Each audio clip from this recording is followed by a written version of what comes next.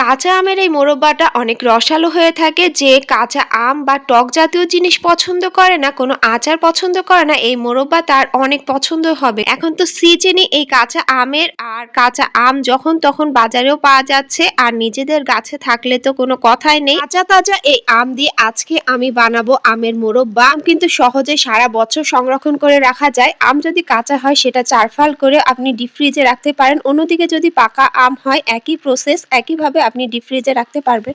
আম দিয়ে তো চাটনি, আচার, আমসত্ত্ব বিভিন্ন ধরনের আইটেম আপনি তৈরি করে সারা বছর এটা সংরক্ষণ করে রেখে দিতে পারবেন। এত সময় আমার ভিডিওগুলো দেখে আপনারা যারা খুব পাকা রাঁধুনি তারা তো বুঝেই গেছেন আমের মোরব্বা কিভাবে দিতে হয়। খুব সহজভাবে তৈরি করতে পারবেন এই আমের মোরব্বা, আর এতে বেশি কোনো উপকরণ লাগে না, অল্প উপকরণ দিয়ে এটা তৈরি করা যায়। আর দেখতে কিন্তু খুবই সুন্দর ও লোভনীয় হয়ে থাকে, এতে বেশি মশলারও প্রয়োজন হয় না। এই মোরব্বাটাও কিন্তু সামান্য একটু শুকিয়ে আর ডুবো তেলে এটাও সারা বছর সংরক্ষণ করে রাখা যায়। আপনি সারা বছর এটা খেতে পারবেন। অল্প মশলায় দারুণ এই মোরব্বাটা আজকে আমি তৈরি করে দেখাবো। সিজন যখন এই আমের তখন তো মোরব্বা তৈরি করতে হয়, আপনারাও কেউ মিস করবেন না এই মোরব্বা তৈরি করতে। চলেন মোরব্বা তৈরি করতে যে ফুল রেসিপিটা তা আমি এখন দেখিয়ে দিচ্ছি।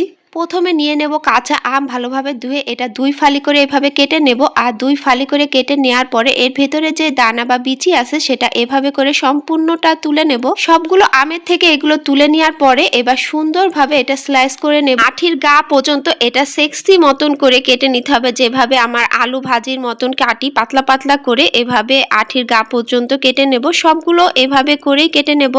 যখন এটা আমরা চিনির শিরায় জাল দেবো সহজে এর ভিতরে চিনি প্রবেশ করতে পারবে। এভাবে করে সবগুলো আম আমরা সুন্দরভাবে কেটে নিয়ে নিব। এভাবে করে কাটলে চিনির শিরাটা খুব সুন্দরভাবে এর ভেতরে যাবে, আর দেখতেও কিন্তু খুবই সুন্দর লাগবে, খেতেও তেমনই অনেক সুন্দর লাগবে। তো আম আমার সবগুলো এভাবে কাটা হয়ে গেল। এগুলো আম আমি একবারই ধুয়ে নিছি, আর ধুবো না। আর এবার চলে গেলাম ফ্রাই প্যানে, আর ফ্রাই প্যানে প্রথমে আমি পানি দিয়ে নিলাম আর পরিমাণ মতন চিনি দিয়ে নেব। পরে আমি অবশ্য আরো এক বাটি চিনি দিচ্ছি, সেটাও দেখতে পারবেন। আমি প্রথমে বুঝতে পারিনি, আমার চিনির শিরাটা পাতলা হয়ে গেছিল। একটু গাঢ় শিরা না হলে কিন্তু রসটা ঢুকবে না। আর এর ভিতরে দিয়ে দিলাম দারুচিনি, এলাচ, তেজপাতা, তাহলে এর থেকে সুন্দর একটা ফ্লেভার আসবে। এরপরে দিয়ে দিব আম, আর আম দিয়ে এর সুন্দরভাবে জাল করে নেব যতক্ষণ পর্যন্ত এর গাটা নরম না হয়। দেন এর পর্যায়ে আমরা এই গা নরম হওয়া পর্যন্ত ওয়েট করব, শুধু জালটাই দেব। এটা মাঝারি আছে, এটা জাল করে নেব, জোরে জাল দিব না। আস্তে আস্তে যখন এভাবে ঢাকনা দিয়েও ঢেকে দেব, আর জাল করে যখন দেব গাটা নরম হয়ে আসছে তখন এই চিনি শিরা থেকে তুলে নেব। কারণ যদি আমরা পুরোপুরি জাল দিই তাহলে আরও নরম হয়ে একেবারে মাখো মাখো হয়ে যাবে। আমি যেহেতু আস্ত মতন করে এই মোরব্বাটা রেখে দিতে চাচ্ছি এজন্য এভাবে করে তুলে নিলাম। আর চিনি শিরাটা আমি পরবর্তীতে ভালোভাবে জাল করে ঘন করে নিছি, আর পরে লাস্টের দিকে এই আমের মোরব্বাগুলো এর ভিতরে দিয়ে আবার জাল করে নিছিলাম। কারণ একসাথে দিলে তো আসলে এটা ঘন্ট মতন হয়ে যাবে, তখন আস্ত মোরব্বা সেটা আর থাকবে না। ফাইনালি আমার রেডি হয়ে গেছে আমের মোরব্বা। এবার আমি এটা পাত্রে নামিয়ে নেব। আমার প্রতিটা আম কিন্তু একই রকম আছে, কোনো রকম এটা নষ্ট হয়নি, মানে টোটালি আমগুলোই কিন্তু আস্ত আস্ত আছে।